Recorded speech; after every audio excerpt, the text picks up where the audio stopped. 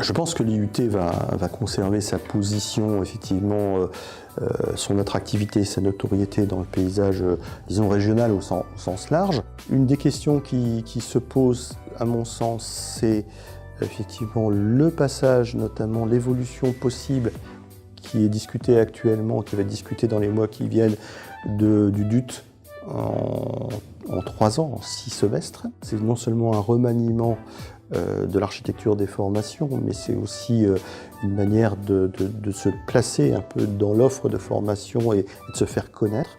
Donc ça, c'est quelque chose, c'est pas simplement un changement de programme, on rajoute une couche et voilà, ça me semble être quelque chose dans l'identité des IUT qui doit être bien étudié. Et la deuxième chose, je crois, et ça c'est un vœu personnel, mais qui est aussi lié à mon propre parcours et à ma propre sensibilité, c'est que l'IUT soit aussi un des lieux dans lequel on puisse faire de la formation, beaucoup plus de la formation tout au long de la vie. D'ouvrir à des publics plus variés.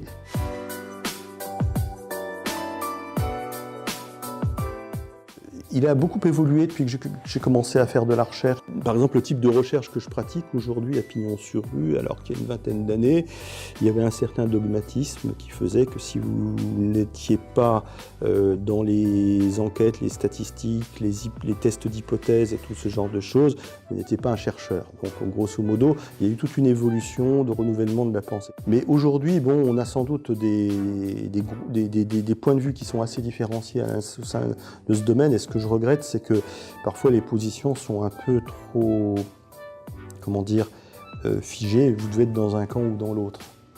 Or, l'intelligence, elle est partout. Et je ne dirais pas de gros mots, mais disons la bêtise aussi.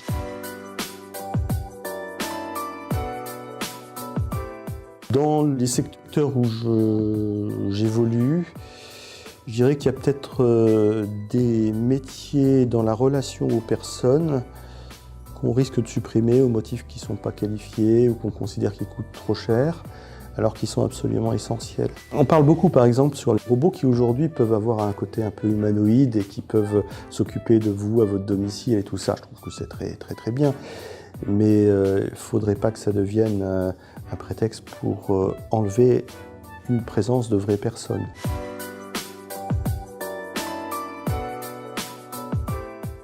Tous ceux qu'on a aujourd'hui, mais je pense qu'il serait bon, alors ce que je vais dire est paradoxal, mais de revenir à des moyens de transport de temps en temps un peu plus anciens, c'est-à-dire comprendre que les distances existent.